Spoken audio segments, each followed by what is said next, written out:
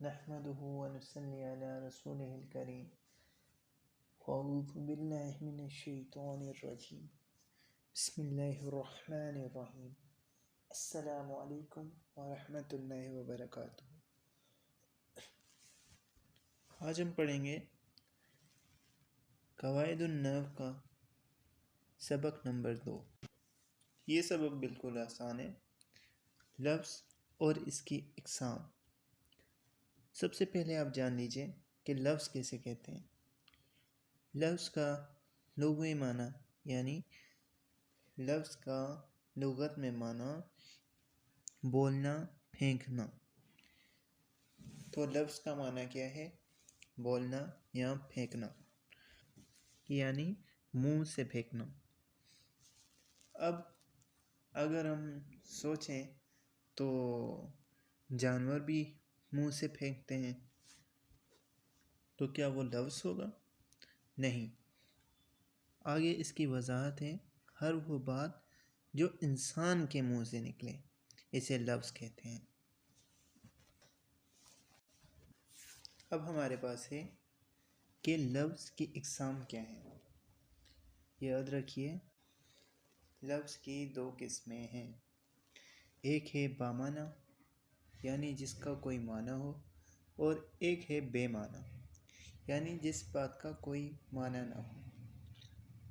تو جس لفظ کا کوئی معنی نہ ہو وہ بے معنی ہے، اور جس لفظ کا کوئی معنی ہو، کوئی مطلب ہو، تو وہ بامعنی ہے۔ اب ہم بامعنی لفظ کی تعریف کو سمجھ لیتے ہیں۔ تو جس لفظ کا کوئی معنی و مفہوم ہو، جیسے کتاب، قلم، فرس۔ کتاب یعنی کتاب، اور قلم یعنی قلم، اور فرس کہتے ہیں گھوڑا یا گھوڑی کو۔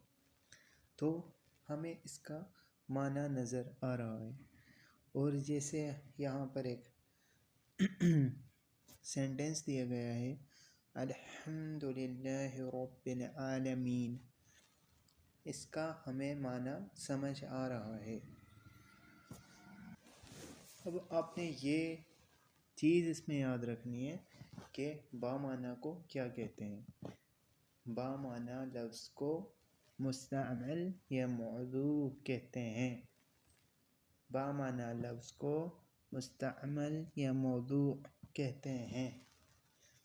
آپ نے یہ باتیں یاد رکھنی ہیں کہ بامعنی اور بے معنی کو کیا کہتے ہیں۔ تو میں پھر سے دوہرا دوں کہ بامعنی کیا ہوتا ہے۔ بامعنی وہ لفظ ہے جس کا کوئی معنی و مفہوم ہو، یعنی جس کا کوئی مطلب ہو، جیسے کتاب، قلم یا گھوڑا۔ اور بامعنی کو موضوع یا مستعمل بھی کہتے ہیں۔ اور اب ہم سمجھ لیتے ہیں بے معنی کو۔ جس لفظ کا کوئی معنی و مفہوم نہ ہو۔ اب ہم اگر ہماری زبان میں دیکھیں تو بہت سارے ورڈز ہیں جو کہ بے معنی ہیں۔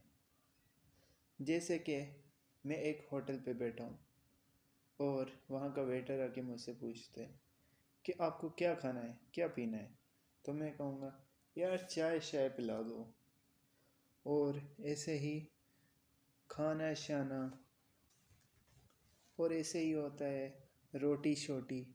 تو یہاں روٹی کا کوئی معنی ہے لیکن شوٹی کا کوئی معنی نہیں ہے، اور چائے کا معنی ہے لیکن چائے کا کوئی معنی نہیں ہے۔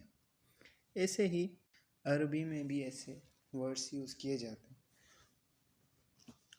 ان میں سے ایک کی یہاں پر اگزامپل دی گئی ہے کہ اصل جو بامعنی ورڈ ہے وہ ہے زید، لیکن اس کا بے معنی جو ورڈ یہاں پر دیا گیا ہے وہ ہے دیز۔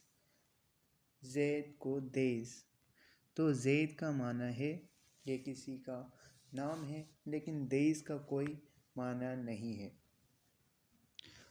تو یہاں لکھا ہوا ہے کہ دیز یہ زید کا مقلوب یعنی الٹ صورت ہے۔ اسے غیر موضوع یا محمل بھی کہتے ہیں۔ یہ آپ یاد رکھیں کہ اسے غیر موضوع یا مہمل بھی کہتے ہیں۔ با معنی کو موضوع یا مستعمل کہتے تھے، تو یہاں پر بے معنی کو کیا کہیں گے؟ غیر موضوع اور مہمل۔ یہ آپ نے کچھ باتیں یاد رکھنی ہیں۔ اب ہم پڑھیں گے با معنی لفظ کی اقسام۔ با معنی لفظ کی بھی دو قسمیں ہیں، مفرد اور مرکب۔ اور اس کی میں تھوڑی سی وضاحت کر دوں کہ ہم نے تجوید پڑھی ہوئی ہوتی ہے اکثر لوگوں نے، تو اس میں ہمیں سکھایا جاتا ہے کہ تختی نمبر 1 مفردات، الگ الگ حرفوں کو مفردات کہتے ہیں۔ اور پھر ہوتے ہیں مرکبات، یعنی 2 حرفوں کو مرکبات کہتے ہیں۔ ایسے ہی مفرد ایک لفظ کو کہا جاتا ہے اور مرکب ایک سے زیادہ لفظوں کو کہا جاتا ہے۔ تو یہ آج کا آسان سا سبق تھا، تو اسے آپ یاد رکھیں اور اسے دہرا لیں اور تھوڑا سا یاد کر لیں۔ یہ چیزیں آگے جا کے آپ کو سمجھ آئیں گی، تو آپ کو میرے ساتھ ساتھ چلنا ہے اور یاد کرتے جانا ہے۔ انشاءاللہ پھر آپ آہستہ آہستہ عربی گرامر سیکھ لیں گے اور قرآن پاک کا ترجمہ نکالیں گے۔ اللہ کی مدد ہو تو کوئی چیز بھی ناممکن نہیں۔ تو بس مجھے اپنی دعاؤں میں یاد رکھیے گا، تو پھر ملیں گے۔ السلام علیکم ورحمۃ اللہ وبرکاتہ۔